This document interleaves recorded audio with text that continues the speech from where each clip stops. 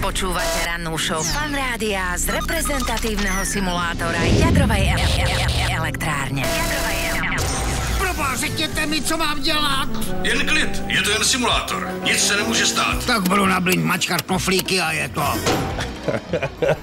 Dobré ráno z Fan Rádia, dobré ráno z Trnavy, dobré ráno zo simulátora Velína jadrovej elektrárne. Neskutočné prostredie, v ktorom sa nachádzame. Pri mne sedí Rásťo Lisický, veľmi milý operátor primárneho okruhu 4. bloku jadrovej elektrárne Jaslovskej Bohunice. A v podstate, Rásťo, ty si na pozícii, na ktorej je ako keby aj Homer Simpson, ale ten veľmi uberá dôležitosti, psychickej náročnosti a vôbec celkovej kvalite toho povolania, ktoré máš, pretože to nie je také jednoduché. Áno, nie je to také jednoduché a predsa Homer Simpson je iba postavička z rozprávky, takže musí to byť trošku s nadsázkou. Robiť niečo také nemôže ktokoľvek. Hlavné kritérium je, že uchádzač absolvent vysokej školy musí byť technického zamerania. Áno. A po prijatí a predení psychotestov a výberového konania ide na tzv.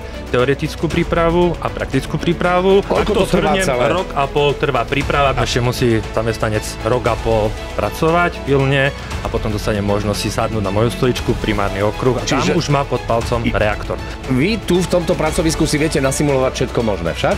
Áno, naši lektori na simulátore nám dávajú rôzne scenáre a stavie, aby sme boli my ako personál schopní zvládať rôzne poruchy, havárie, môžem povedať, seizmické udalosti, magnetické búrky, povodne a iné veci, ktoré môžu nastať, aby sme my, ľudia, ktorí máme na starosti atomovú elektráreň, vedeli tieto situácie zvládať. Dá sa dostať do jadrovej elektrárne?